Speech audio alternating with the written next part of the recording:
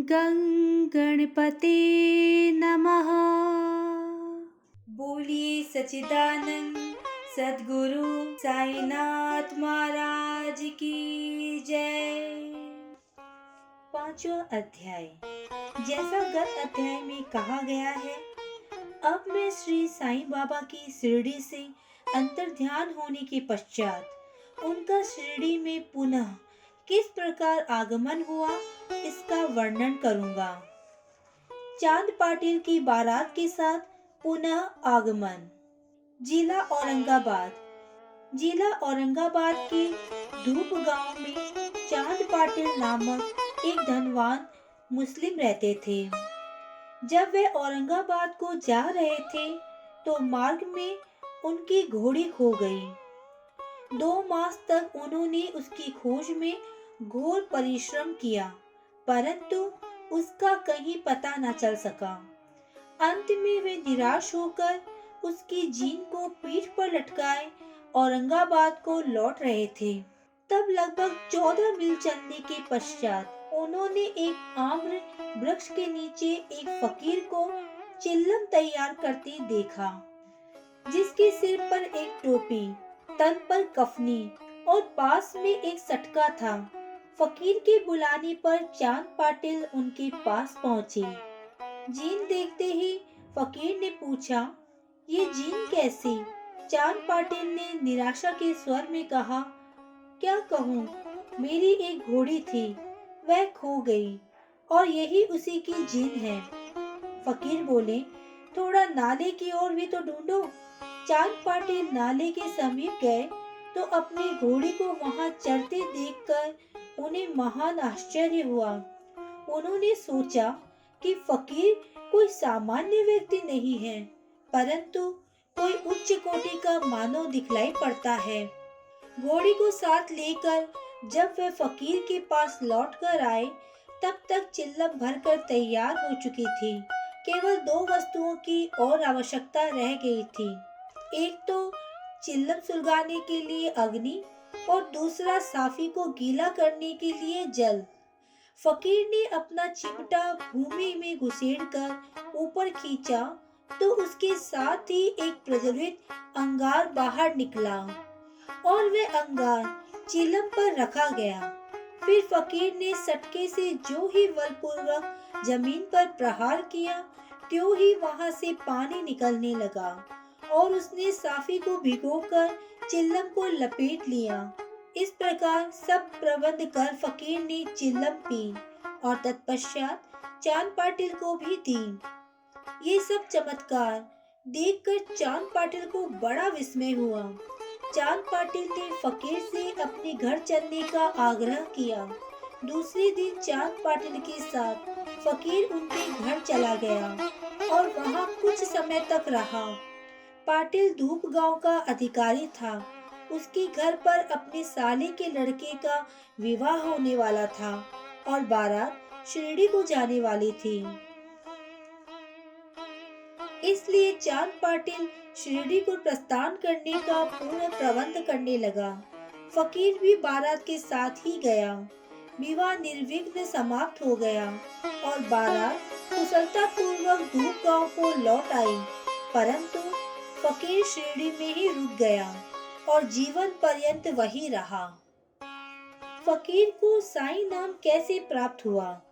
जब बारात शिरडी में पहुंची तो खंडोबा के मंदिर के समीप महालसापति के खेत में एक वृक्ष के नीचे ठहराई गई। खंडोबा के मंदिर के सामने ही सब बैलगाड़ियां खोल दी गई और बारात के सब लोग एक एक करके नीचे उतरने लगे। तरुण फकीर को उतरते देख महालसापति ने आओ साईं कहकर उनका अभिनंदन किया तथा अन्य उपस्थित लोगों ने भी साईं शब्द से ही संबोधन कर उनका आदर किया। इसके पश्चात वे साईं नाम से ही प्रसिद्ध हो गए। अन्य संतों से संपर्क। शिरडी आने पर श्री साईं बाबा मस्जिद में निवास करने लगे।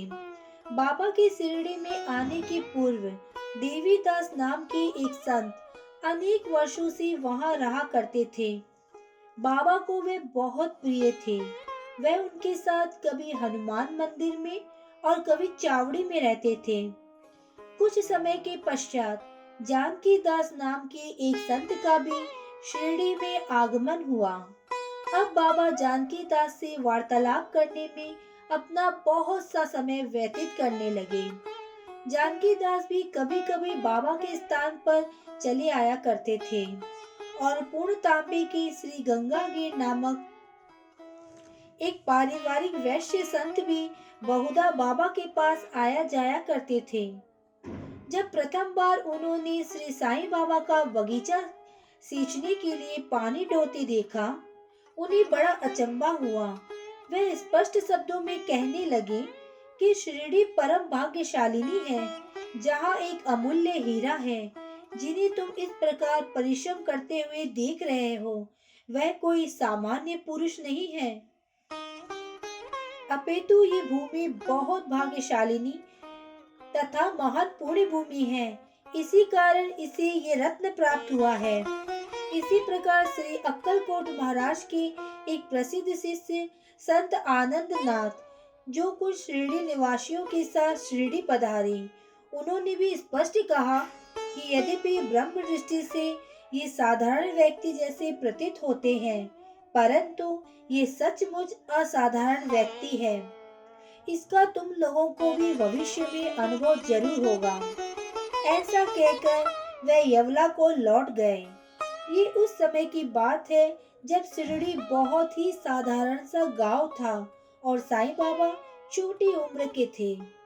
बाबा का रहन सहन, नित्य कार्यक्रम। तरुण अवस्था में श्री बाबा ने अपने केश कभी भी नहीं कटाए और वे सदैव एक पहलवान की तरह रहे। जब वह राहता जाते तो वहां से गेंदा, जाई और जूही के पौधे मोल ले आया करते थे। वह उन्हें स्वच्छ करके उत्तम भूमि देखकर लगा देते और स्वयं सींचते थे। वामन तात्या नाम एक भक्त इन्हें नित्य प्रति 2 मिट्टी के घड़े दिया करता था। इन घड़ों द्वारा बाबा स्वयं ही पौधे में पानी डाला करते थे। जैसे ही घड़े वहां रखते वैसे ही फूट जाया करते थे, क्योंकि वे बिना तपाए और कच्ची मिट्टी के बने रहते थे। दूसरे दिन तात्या उन्हें फिर 2 नए घड़े दिया करते थे। ये क्रम 3 वर्षों तक चला और श्री साईं बाबा के कठोर परिश्रम तथा प्रयत्न से वहां फूलों की एक सुंदर फुलवारी बन गई। आजकल इसी स्थान पर बाबा का समाधि मंदिर की भव्य इमारत शोभायमान है, जहाँ सहस्त्रों भक्त आते जाते हैं। नीम वृक्ष के नीचे पादुकाओं की कथा। श्री अक्कलकोट महाराज के एक भक्त जिनका नाम भाई कृष्णा जी अली बागकर था, उनके चित्र का नित्य प्रति पूजन किया करते थे। एक समय उन्होंने अक्कलकोट जाकर महाराज की पादुकाओं का दर्शन कर पूजन करने का निश्चय किया, परंतु प्रस्थान करने के पूर्व अक्कलकोट महाराज ने स्वप्न में दर्शन देकर उनसे कहा कि आजकल शिरडी ही मेरा विश्राम स्थल है, तुम वहीं जाकर मेरा पूजन करो। इसलिए भाई ने अपने कार्यक्रम में परिवर्तन कर शिरडी आकर ही श्री साईं बाबा की पूजा की। वे आनंद पूर्वक शिरडी में 6 मास रहे और इस स्वप्न की स्मृति स्वरूप उन्होंने पादुकाएं बनवाई। संक संबत 1834 में श्रावण में शुभ दिन देखकर नीम वृक्ष के नीचे वे पादुकाएं स्थापित कर दी। दादा केलकर तथा उपासनी महाराज ने यथाविधि स्थापना उत्सव संपन्न किया। एक निश्चित ब्राह्मण पूजन के लिए नियुक्त कर दिया गया और प्रबंध का कार्य एक भक्त सगुण मेरू नायक को सौंपा गया। कथा का पूर्ण विवरण। ठाणे की सेवानिवृत्त मामलतदार श्री वी देव, जो श्री साईं बाबा के एक परम भक्त थे, उन्होंने सगुण मेरू नायक और गोविंद कमलाकर दीक्षित इस विषय में पूछताछ की। पादुकाओं का पूर्ण विवरण श्री साईं लीला भाग 11 संख्या 1 पृष्ठ 25 में प्रकाशित हुआ है, जो निम्नलिखित है। सन 1834 में बम्बई के एक भक्त डॉक्टर रामराव कोठारे बाबा के दर्शनार्थ शिरडी आए। उनका कंपाउंडर और उनके एक मित्र भाई कृष्णा जी अलीबागकर भी उनके साथ में थे। कंपाउंडर और भाई की सगुन मेरू नायक तथा जी के दीक्षित से घनिष्ठ दोस्ती हो गई। अन्य विषयों पर चर्चा करते समय इन लोगों को विचार आया कि श्री साईं बाबा के शिरडी में प्रथम आगमन तथा पवित्र नीम वृक्ष के नीचे निवास करने की ऐतिहासिक स्मृति के उपलक्ष्य में क्यों न पादुकाएं स्थापित की जाए। जब पादुकाओं के निर्माण पर विचार विमर्श होने लगा, तब भाई के मित्र कंपाउंडर ने कहा कि यदि ये बात मेरे स्वामी कोठारे को विदित हो जाए तो वे इस कार्य के निमित्त अति सुंदर पादुकाएं बनवा देंगे। उन्होंने शिरडी आकर पादुकाओं की रूपरेखा बनाई तथा इस विषय में उपासनी महाराज से भी खंडोबा के मंदिर से भेंट की। उपासनी महाराज ने उसमें बहुत सुधार किए और कमल फूलादि खींच दिए तथा नीचे लीचा श्लोक भी रचा, जो नीम वृक्ष के महात्म्य में बाबा की योग शक्ति का द्योतक है। सदा नीम वृक्ष से मूलादि वासात सुधास्त्रावणिम तिक्तमप्य प्रियम तम तरु कल्प वृक्षादिकम साध्ययंतम नमामीश्वरम सद्गुरुम साईनाथम। अर्थात मैं भगवान साईनाथ को नमन करता हूँ, जिनका सानिध्य पाकर नीम वृक्ष कटु तथा अप्रिय होते हुए भी अमृत वर्षा करता था। इसमें अनेक व्याधियों से मुक्ति देने के गुण होने के कारण इसे कल्प वृक्ष से भी श्रेष्ठ कहा गया है। उपासनी महाराज का विचार सर्वमान्य हुआ और कार्य रूप में भी परिणत हुआ। पादुकाएं बंबई से तैयार कराई गई और कंपाउंडर के हाथों शिरडी भेज दी गई। बाबा की आज्ञा अनुसार उसकी स्थापना श्रावण के पूर्णिमा के दिन की गई। इस दिन प्रातःकाल 11 बजे जी के दीक्षित उन्हें अपने मस्तक पर धारण कर खंडोबा के मंदिर से समारोह के धूमधाम के साथ द्वारका माई लाए। बाबा ने पादुकाएं स्पर्श करके कहा, ये भगवान के श्री चरण हैं, इनकी नीम वृक्ष के नीचे स्थापना कर दो। इसके एक दिन पूर्व ही बंबई के एक पारसी भक्त पास्ता सेठ ने 25 रुपयों का मनी ऑर्डर भेजा। बाबा ने ये रुपए पादुकाओं की स्थापना के निमित्त दे दिए। स्थापना में कुल 100 रुपए व्यय हुए, जिनमें 75 रुपए चंदे द्वारा एकत्रित हुए। प्रथम 5 वर्षों तक डॉक्टर कोठारी दीपक के निमित्त 2 रुपए मासिक भेजते रहे।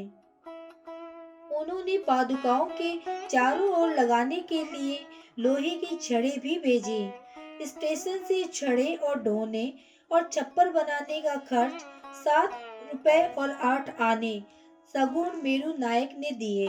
आजकल नाना पुजारी पूजन करते हैं और सगुण मेरू नायक नैवेद्य अर्पण करते तथा संध्या को दीपक जलाते हैं। भाई कृष्णा जी पहले अक्कलकोट महाराज के शिष्य थे। अक्कलकोट जाते हुए वे सन 1834 में पादुका स्थापना के शुभ अवसर पर शिरडी आए और दर्शन करने के पश्चात जब उन्होंने बाबा से अक्कलकोट प्रस्थान करने की आज्ञा मांगी, तब बाबा कहने लगे, अरे अक्कलकोट में क्या है, तुम वहाँ व्यर्थ क्यों जाते हो, वहाँ के महाराज तो यही हैं। ये सुनकर भाई ने अक्कलकोट जाने का विचार त्याग दिया। पादुकाएं स्थापित होने के पश्चात वे बहुधा शिरडी आया करते थे। श्री वी देव ने अंत में ऐसा लिखा कि इन सब बातों का विवरण हेमाड़ पंथ को विदित नहीं था, अन्यथा वे श्री साईं सचरित में लिखना कभी नहीं भूलते। मोहिउद्दीन तंबोली के साथ कुश्ती और जीवन परिवर्तन। शिरडी में एक पहलवान था जिसका नाम मोहिउद्दीन तंबोली था। बाबा का उससे किसी विषय पर मतभेद हो गया। फलस्वरूप दोनों में कुश्ती हुई और बाबा हार गए। इसके पश्चात बाबा ने अपनी पोशाक और रहन सहन में परिवर्तन कर दिया। वे कफनी पहनते, लंगोट बांधते और एक कपड़े से सिर ढकते थे। वे आसन तथा शयन के लिए एक टाट का टुकड़ा काम में लाते थे। इस प्रकार फटे पुराने चितड़े पहनकर वे बहुत संतुष्ट प्रतीत होते थे। वह सदैव यही कहा करते थे कि गरीबी अव्वल बादशाही, अमीरी से लाख सवाई, गरीबी का अल्लाह भाई। गंगागीर को भी कुश्ती से बड़ा अनुराग था। एक समय जब वह कुश्ती लड़ रहा था, तब इसी प्रकार उसको भी त्याग की भावना जागृत हो गई। इसी उपयुक्त अवसर पर उसे देव वाणी सुनाई दी, भगवान के साथ खेल में अपना शरीर लगा देना चाहिए। इस कारण वह संसार छोड़ आत्म अनुभूति की ओर झुक गया। पूर्ण तांबे के समीप एक मठ स्थापित कर वह अपने शिष्यों सहित वहां रहने लगा। श्री साईं बाबा लोगों से न मिलते और न ही वार्तालाप करते थे। जब कोई उनसे प्रश्न करता तो वे केवल उतना ही उत्तर देते थे। दिन के समय वे नीम वृक्ष के नीचे विराजमान रहते थे। कभी कभी वे गांव के मेड़ में नाले के किनारे एक बबूल वृक्ष की छाया में बैठा करते थे और संध्या को अपनी इच्छा अनुसार कहीं भी वायु सेवन के लिए निकल जाया करते थे। नीम गांव में बहुधा बाला साहेब डेंगले के घर जाया करते थे। बाबा श्री बाला साहेब को बहुत प्यार करते थे। उनके छोटे भाई, जिसका नाम नाना साहेब था, के द्वितीय विवाह करने पर भी उनको कोई संतान न थी। बाला साहेब ने नाना साहेब को श्री साईं बाबा के दर्शनार्थ शिरडी भेजा। कुछ समय पश्चात उनकी श्री कृपा से नाना साहेब के यहाँ एक पुत्र रत्न हुआ। इसी समय से बाबा के दर्शनार्थ लोगों का अधिक संख्या में आना प्रारंभ हो गया तथा उनकी कीर्ति भी दूर दूर तक फैलने लगी। अहमदनगर में भी अधिक प्रसिद्धि हो गई। तभी से नाना साहेब चांदोरकर, केशव चिदंबर तथा अन्य कई भक्तों का शिरडी में आगमन होने लगा। बाबा दिन भर अपने भक्तों से घिरे रहते और रात्रि में जीर्ण शीर्ण मस्जिद में शयन करते थे। इस समय बाबा के पास कुल सामग्री चिल्लम, तंबाकू, एक टमरेल, एक लंबी कफनी, सिर के चारों ओर लपेटने का कपड़ा और एक सटका था, जिसे वे सदा अपने पास रखते थे। सिर पर सफेद कपड़े का एक टुकड़ा वे सदा इस प्रकार बांधते कि उसका एक छोर बाएं तक। वे इन्हें स्वच्छ नहीं करते थे। पैर में कोई जूता या चप्पल भी नहीं पहनते थे। केवल एक टाट का टुकड़ा ही अधिकांश दिन में उनके आसन का काम देता था। वे एक कौपीन धारण करते और सर्दी से बचने के लिए दक्षिण मुख हो धूनी तपते थे। वे धूनी में लकड़ी के टुकड़े डाला करते थे तथा अपना अहंकार, इच्छाओं और समस्त विषय आसक्तियों की उसमें आहुति दिया करते थे। वे अल्लाह मालिक का सदा उच्चारण करते थे। जिस मस्जिद में वे पधारे थे उसमें केवल 2 कमरों के बराबर लंबी जगह थी। यही सब भक्त उनके दर्शन करते थे। 1912 के पश्चात कुछ परिवर्तन हुआ। पुरानी मस्जिद का जीर्णोद्धार हुआ और उसमें एक फर्श भी बनाया गया। मस्जिद में निवास करने के पूर्व बाबा दीर्घ काल तक तकिया में रहे। वे पैरों में घुंघरू बांधकर प्रेम विहीन होकर सुंदर नृत्य व गायन भी करते थे। जल का तेल में परिवर्तन। बाबा को प्रकाश से बड़ा अनुराग था। वह संध्या समय दुकानदारों से भिक्षा में तेल मांग लेते थे तथा दीप मालाओं से मस्जिद को सजाकर रात्रि भर दीपक जलाया करते थे। ये क्रम कुछ दिनों तक ठीक इसी प्रकार चलता रहा। अब बनिए तंग आ गए और उन्होंने संगठित होकर निश्चय किया कि आज कोई उन्हें तेल की भिक्षा न दे। नित्य नियम अनुसार जब बाबा तेल मांगने पहुँचे तो प्रत्येक स्थान पर उनका नकारात्मक उत्तर से स्वागत हुआ। किसी से कुछ कहे बिना बाबा मस्जिद को लौट आए और सूखी बत्तियां दिए में डाल दी। बनिए तो बड़े उत्सुक होकर उन पर दृष्टि जमाए हुए थे। बाबा ने टमरेल उठाया जिसमें बिल्कुल थोड़ा सा तेल था। उन्होंने उसमें पानी मिलाया और वह तेल मिश्रित जल पी गए। उन्होंने उसे पुनः टीन पाट में उगल दिया। वही तेल या पानी दियों में डालकर उन्हें जला दिया। उत्सुक बनियों ने जब दीपक को पूर्वत रात्रि भर जलते देखा तब उन्हें अपने किए पर बड़ा दुख हुआ और उन्होंने बाबा से क्षमा याचना की। बाबा ने उन्हें क्षमा कर भविष्य में सत्य व्यवहार रखने के लिए सावधान किया। मिथ्या गुरु जौहर अली। उपयुक्त वर्णित कुश्ती के 5 वर्ष पश्चात जौहर अली नाम के एक फकीर अपने शिष्यों के साथ राहता आए। वह वीरभद्र मंदिर के समीप एक मकान में रहने लगे। फकीर विद्वान था। कुरान की आयतें उसे कंठस्थ थी। उसका कंठ मधुर था। गांव के बहुत से धार्मिक और श्रद्धालु जन उसके पास आने लगे। उसका यथा योग्य आदर होने लगा। लोगों से आर्थिक सहायता प्राप्त कर उसने वीरभद्र मंदिर के पास एक ईदगाह बनाने का निश्चय किया। इस विषय को लेकर कुछ झगड़ा हो गया, जिसके फलस्वरूप जौहर अली राहता छोड़ शिरडी आया और बाबा के साथ मस्जिद में निवास करने लगा। उसने अपनी मधुर वाणी से लोगों का मन जीत लिया। वह बाबा को भी अपना शिष्य बताने लगा। बाबा ने कोई आपत्ति नहीं की और उसका शिष्य होना स्वीकार कर लिया। तब गुरु और शिष्य दोनों पुनः राहता में आकर रहने लगे। गुरु शिष्य की योग्यता से अनभिज्ञ था, परंतु शिष्य गुरु के दोषों से पूर्ण परिचित था। इतने पर भी बाबा ने कभी उसका अनादर नहीं किया और पूर्ण लगन से अपना कर्तव्य निभाते रहे। उसकी अनेक प्रकार से सेवा की। वह दोनों कभी कभी शिरडी भी आया करते थे, परंतु मुख्य निवास राहता में ही था। श्री बाबा के प्रेमी भक्तों को उनका दूर राहता में रहना अच्छा नहीं लगता था। इसलिए वह सब मिलकर बाबा को शिरडी वापस लाने के लिए गए। उन लोगों की ईदगाह के समय बाबा से भेंट हुई। उन्हें अपने आगमन का हेतु बतलाया। बाबा ने उन लोगों को समझाया कि फकीर आने के पूर्व ही आप लोग शिरडी लौट जाएं। इस प्रकार वार्तालाप हो ही रहा था कि इतने में फकीर आ पहुंचा। इस प्रकार अपने शिष्य को वहां से ले जाने के कुप्रयत्न करते देखकर वह बहुत क्रोधित हुआ। कुछ वाद विवाद के पश्चात स्थिति में परिवर्तन हो गया और अंत में निर्णय हुआ कि फकीर व शिष्य दोनों ही शिरडी में निवास करें और इसीलिए वह शिरडी में आकर रहने लगे। कुछ दिनों के बाद देवीदास ने गुरु की परीक्षा की और उसमें कुछ कमी पाई।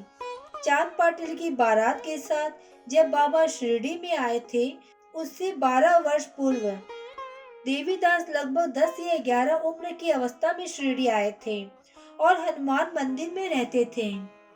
देवीदास सुडौल, सुंदर आकृति तथा तीक्ष्ण बुद्धि के थे। वे त्याग की साक्षात मूर्ति तथा अगाध ज्ञानी थे। बहुत से सज्जन जैसे तात्या कोते, काशीनाथ व अन्य लोग उन्हें अपने गुरु समान मानते थे। लोग जौहर अली को उनके सम्मुख लाए। विवाद में जौहर अली पूरी तरह से पराजित हुआ और शिरडी छोड़ बीजापुर को भाग गया। वह अनेक वर्षों के पश्चात शिरडी आया और श्री साईं बाबा की चरण वंदना की। उसका ये भ्रम कि वह स्वयं गुरु था और श्री साईं बाबा उनके शिष्य अब दूर हो चुका था। श्री साईं बाबा उसे गुरु समान ही आदर करते थे। उसका स्मरण कर उसे बहुत पश्चाताप हुआ। इस प्रकार श्री साईं बाबा ने अपने प्रत्यक्ष आचरण से आदर्श उपस्थित किया कि अहंकार से किस प्रकार छुटकारा पाकर शिष्य के कर्तव्यों का पालन कर किस तरह आत्मा अनुभव की ओर अग्रसर होना चाहिए। ऊपर वर्णित कथा मालसापति के कथा अनुसार है। अगले अध्याय में रामनवमी का त्योहार, मस्जिद की पूर्व हालत एवं पश्चात उसके जीर्णोद्धार इत्यादि का वर्णन होगा। श्री सद्गुरु साईनाथ प्रणवस्तु। शुभम भवतु।